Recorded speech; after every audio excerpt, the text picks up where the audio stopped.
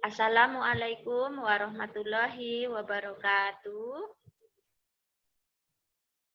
Masih tetap bersama saya, teman-teman semua. Semoga tidak bosan dengan saya ya. Pada siang ini kita bertemu kembali. Dan semoga teman-teman tetap semangat. Semangat semuanya. Oke. Pada kesempatan ini kita akan membahas tentang kegiatan seni kriya untuk anak usia dini. Nah, adapun isi paparan yaitu keterkaitan antara materi, kemudian tujuan penyampaian materi, apa itu seni kriya, mengapa perlu bagi anak, apa saja yang harus disediakan guru atau orang tua dalam kegiatan seni kriya bersama anak, contoh kegiatan seni kriya bersama anak di rumah atau di sekolah, apa yang harus dilakukan guru atau orang tua ketika anak sedang membuat karya seni. Bagaimana berbicara dengan anak tentang hasil karya? Nah, inilah paparan yang akan kita lakukan ataupun pada kegiatan siang hari ini. Nah, keterkaitan antara materi.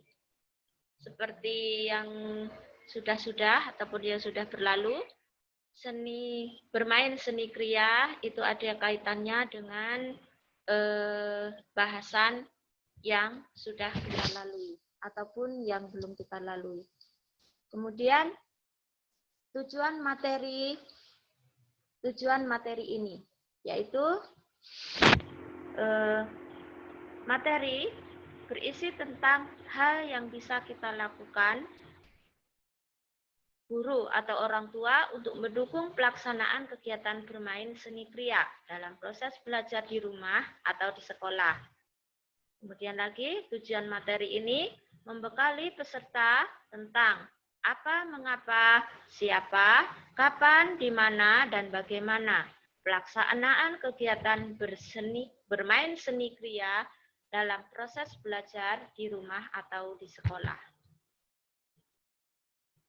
Lalu, apa itu seni? Nah, seni adalah sebuah proses yang menggunakan kreativitas. Melalui kreativitas, anak membangun imajinasi, menyalurkan ide, berekspresi, bereksplorasi, dan bereksperimen. Lanjut, seni kriya visual, yaitu merupakan cara bagi anak untuk mengidentifikasi, membangun, dan menghubungkan antara pengetahuan, minat, dan pengalaman, dan kemudian mengekspresikan melalui sebuah karya. Seni kriya. Nah, kemudian lagi, mengapa perlu kita mempelajari seni kriya? Ya, sebagai refleksi perkembangan kognitifnya, ide penyelesaian masalah, berpikir kritis, memprediksi, ataupun mempredikasi, dan mencoba sesuatu yang baru. Jadi mengapa perlu anak belajar itu? Perlu sekali. Kemudian mengembangkan kemampuan motorik sebagai bekal untuk kemampuan menulis, koordinasi anggota tubuhnya, pelenturan dan gerakan-gerakan yang dapat mendukung tumbuh kembangnya.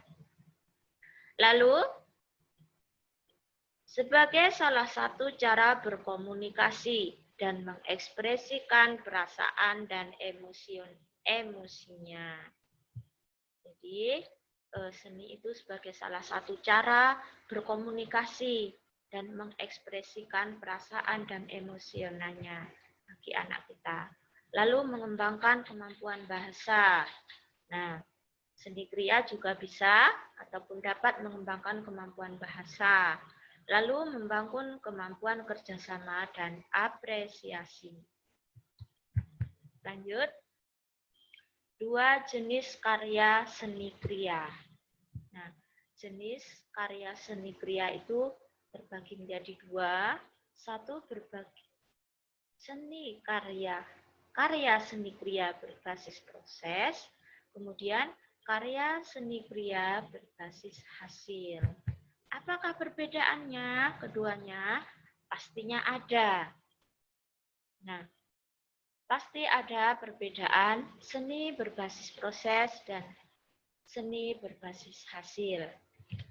Di mana seni berbasis proses yaitu tidak ada instruksi atau langkah-langkah pembuatan.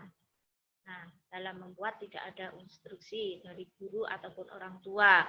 Langkah-langkahnya juga tidak ada diinstruksikan. Kemudian tidak ada contoh yang harus diikuti anak. Maka guru atau orang tua tidak menyontohkan. Tidak ada benar atau salahnya. Jadi seni berbasis proses itu enggak ada benar, tidak ada salah. Berfokus pada pengalaman dan eksplorasi alat, media, dan material. Nah,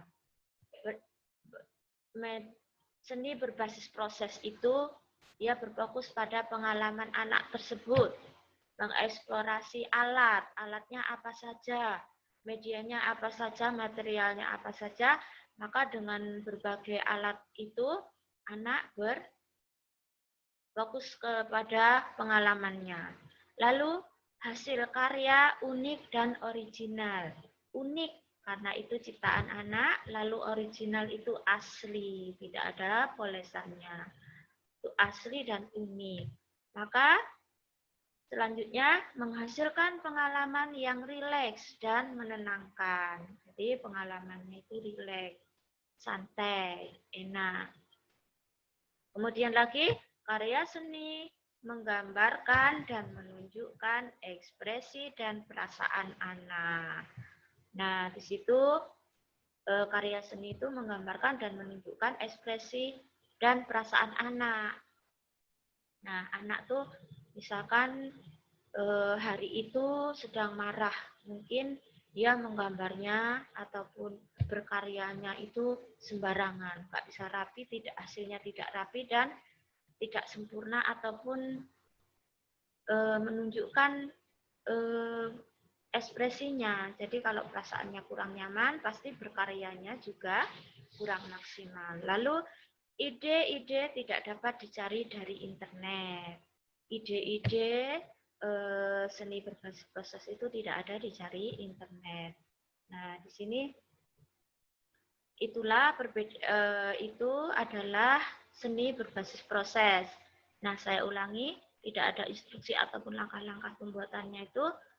Jadi, misalkan Bu Guru itu menyuruhkan ataupun menyontohkan seorang anak itu membuat rembulan, gambar rembulan seperti itu, bulan gitu. Jadi anak tuh ya terserah bulan, terserah menurut anak itu warna apa, bentuknya seperti apa. Nah, antara anak yang satu dengan anak yang lain itu hasilnya tidak sama karena tidak diinstruksikan, tidak diberitahu langkah-langkahnya seperti apa. Jadi terserah anak menurut imajinasinya anak tersebut. Tidak. Jadi menurut imajinasi anak itu ya terserah anak itu seperti apa membuatnya, antara anak satu dan anak lainnya itu pastinya tidak sama dan tidak ada contohnya seperti itu.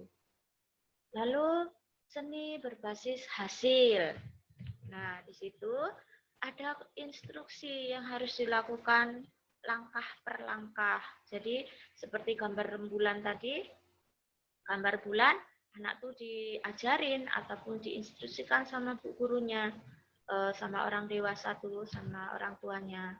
Buat lingkarannya dulu, warnai dengan warna ini. Nah, ada contohnya dan nanti hasilnya persis sama dengan contohnya. Nih, bu guru membuat contoh untuk ditiru anak, maka dikasih contoh dulu.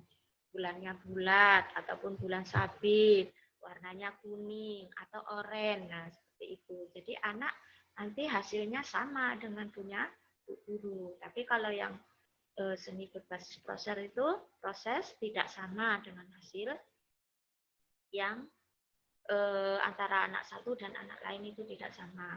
Lalu ada cara yang salah atau benar. Maka ada yang salah, misalkan dari kanan dulu nak. Nah, ternyata anak membuatnya dari kiri dulu. Nah, seperti itu. Lalu ada hasil akhir yang sudah diharapkan. Diharapkan hasilnya itu sama dengan yang dicontohkan oleh orang tuanya atau gurunya. Kemudian hasil akhir setiap anak terlihat serupa karena dicontohkan, maka hasilnya itu akan serupa antara satu anak dan anak lainnya. Kemudian lagi seni berbasis hasil, anak-anak mengalami kesulitan ketika mengerjakannya karena ada instruksi, ada aturan-aturan yang dia harus ikuti. Tapi kalau yang berbasis proses itu tidak ada aturan, terserah, yang penting jadi membentuk satu gambar bulan, misalkan seperti itu. Lalu guru-guru mungkin perlu memperbaiki kesalahannya, kesalahan-kesalahan. Jadi membimbing dia perlu memperbaiki kesalahan, membetulkan mana yang salah. Nah, itu karena supaya sama dengan contohnya, hasilnya itu biar sama dengan contohnya. Lalu pola dan contoh dapat ditemukan di internet. Itu sebuah karya berbasis hasil. Lalu, nah, mengapa perlu? Jadi dari kedua perbedaan seni berbasis proses dan hasil, mana yang perlu kita tekankan kepada anak kita, anak usia dini? Mana yang perlu kita kembangkan? Mengapa perlu seni berbasis proses? Nah, jadi kita pada anak usia dini itu yang perlu kita kembangkan yaitu seni berbasis proses. Mengapa kok perlu itu? Kok berbasis proses yang harus dikembangkan? Nah, kok nggak berbasis hasil? Nah, karya seni berbasis proses karena memberikan kesempatan pada anak untuk mengeluarkan emosi-emosi yang ada di dalam dirinya dan membangun kepercayaan diri anak. Nah, karya seni berbasis proses itu memberikan kesempatan pada anak mengeluarkan emosinya, mengeluarkan ide-idenya seperti itu, dan membangun kepercayaan diri. Jadi emosinya seperti apa, menggambar sendiri sesuai dengan idenya, lalu dia percaya diri, ini gambaranku, bentuk bulannya seperti ini, punyaku, seperti itu. Lalu pada masa-masa krisis seperti ini, hal inilah yang sangat diperlukan anak, kesempatan mengekspresikan diri. Nah, menenangkan diri dan meluapkan emosi. Nah, pada masa yang seperti ini, anak-anak tuh diarahkan untuk belajar di rumah, maka anak-anak itu perlu mendapatkan bimbingan seni berbasis proses karena supaya mendapatkan kesempatan mengekspresikan dirinya, karena di rumah udah bosan. Nah, ajak kita bermain seni kriya, nah, seperti itu. Jadi dia bisa menenangkan dirinya, misalkan seperti itu. Jadi tidak bosan, bisa tenang di rumah, nggak pingin keluar, nggak pingin main di luar, karena kita ketahui juga pada saat pandemi ini kita dianjurkan untuk di rumah saja. Maka dengan kita membimbing anak untuk membuat seni kriya, nah itu bisa menenangkan anak, dapat mengekspresikan dirinya. Lanjut. Nah, apa saja yang harus disediakan guru atau orang tua? Nah, untuk membuat seni kriya itu, Nah, ciptakan lingkungan rumah yang menarik minat anak untuk berkreasi. Nah, lingkungan itu kita ciptakan supaya anak bisa berkreasi. Ciptakan lingkungan rumahnya supaya anak bisa berkreasi. Lalu tata alat dan bahan dengan menarik sehingga terlihat oleh anak dan mudah dijangkau. Nah, tata alat dan bahan dengan menarik sehingga anak tuh mudah menjangkaunya.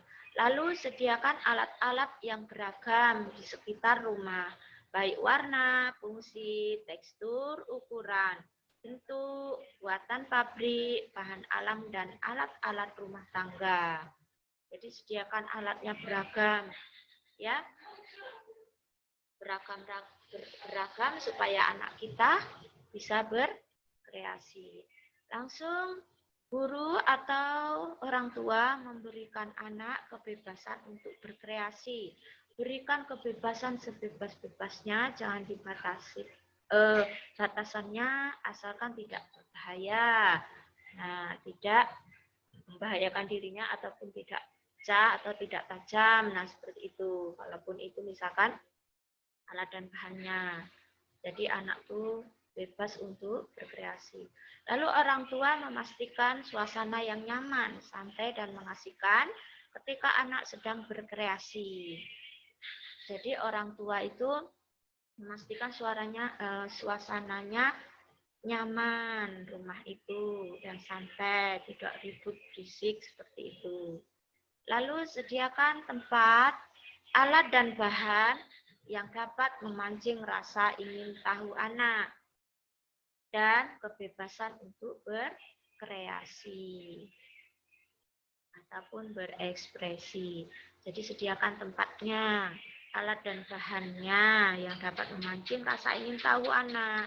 Ini seperti misalkan bahannya tuh misalkan dari tepung ataupun tanah liat atau plastisin. Nah, dia dari warnanya menarik ataupun warnanya menarik juga. Jadi anak rasa ingin tahunya tuh ada, minat dia untuk berekspresi.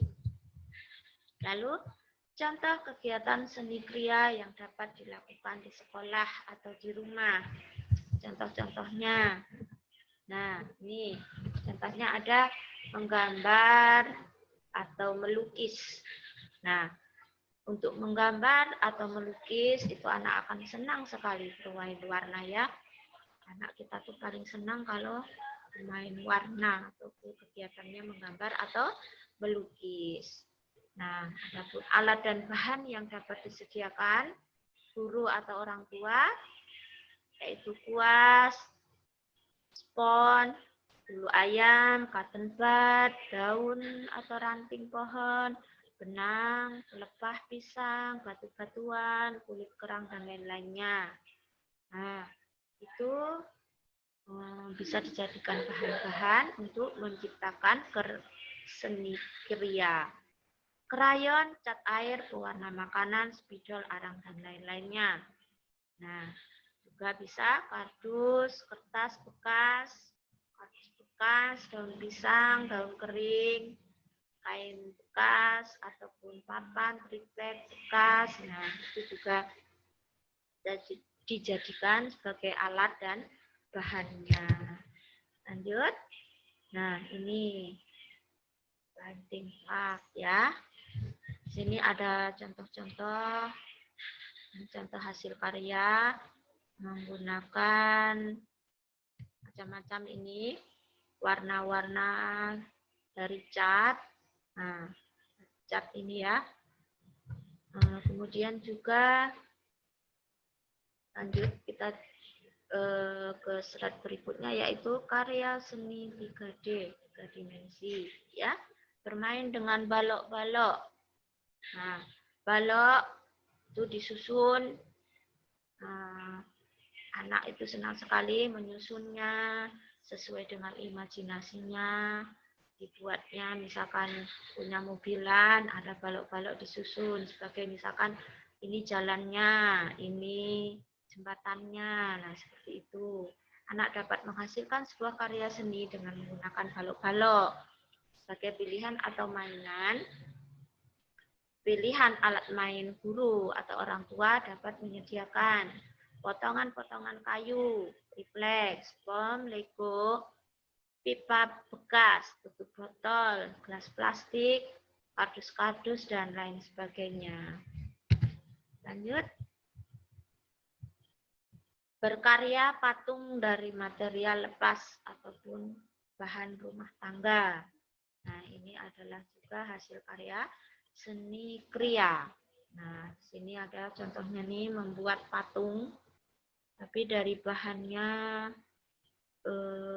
bahan yang ada di sekitar kita. Alat bahannya yaitu batu-batuan alam, biji pinus, roll pinus, nah kardus bekas, tusuk sate atau tusuk gigi, ranting, dan lain-lain. Pada kegiatan ini, anak dapat diminta untuk membuat patung, ya, 3D, jadi 3 dimensi, bisa dipegang, diraba, dilihat, seperti itu.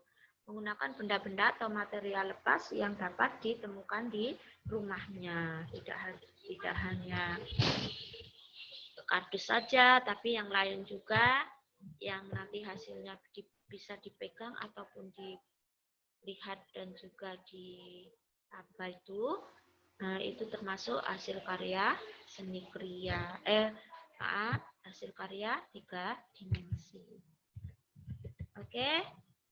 Tanah liat dan pasir. Nah, tanah liat dan pasir itu juga sebagai alat untuk membuat karya seni kriya.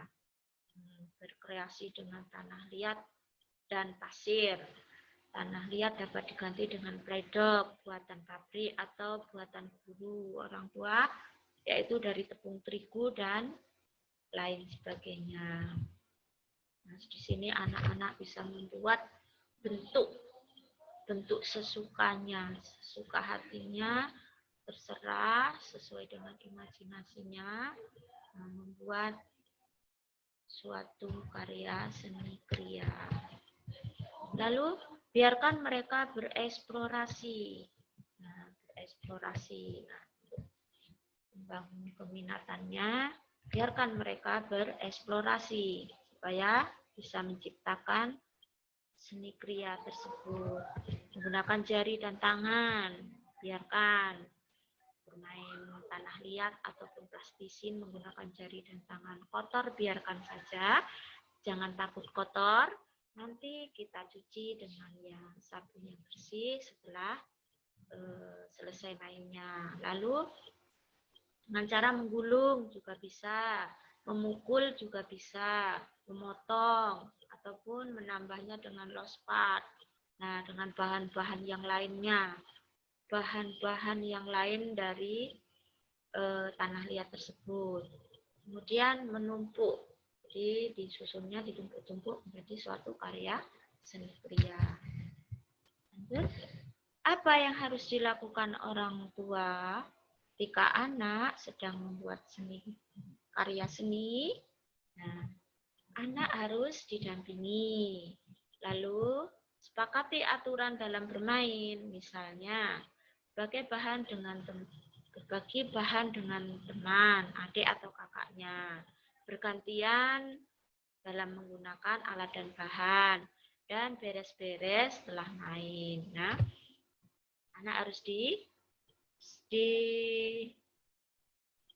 aturan atau disepakati dulu aturannya dalam bermain itu. Jadi supaya tidak rebutan dan tidak berserak-serakan nanti setelah selesai main. Kita buat dulu aturannya, sepakati dulu oleh anak dan guru. Lalu berikan pujian sesuai dengan anak, sesuai dengan yang anak kerjakan. Jadi apa yang dikerjakan oleh anak itu kita harus memberikan pujian. Lalu gunakan kalimat positif ketika berkomunikasi dengan anak. Gunakan kalimat yang positif. Jadi jangan rendahkan anak tersebut.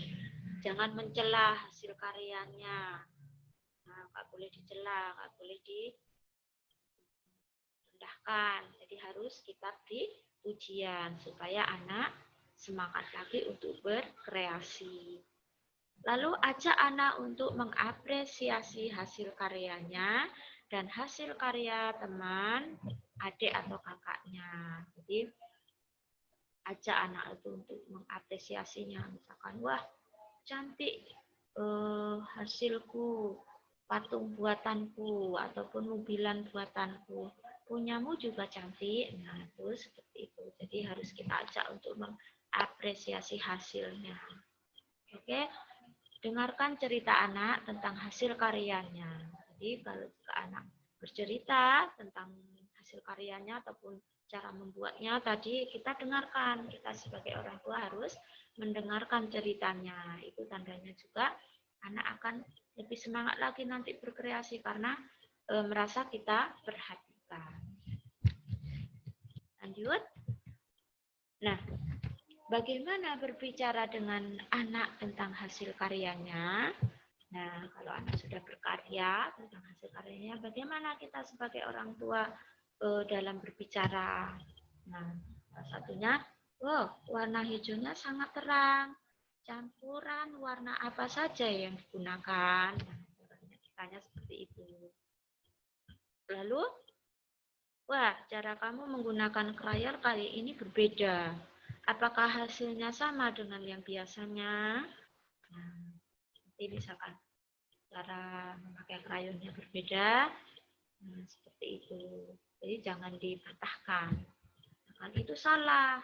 Krayonnya cara menggunakannya tidak seperti itu. Salah, tidak boleh disalahkan seperti itu. Nah, dikasih kalimat yang positif. Caranya berbeda, apa hasilnya nanti bakal sama. Nah, seperti itu.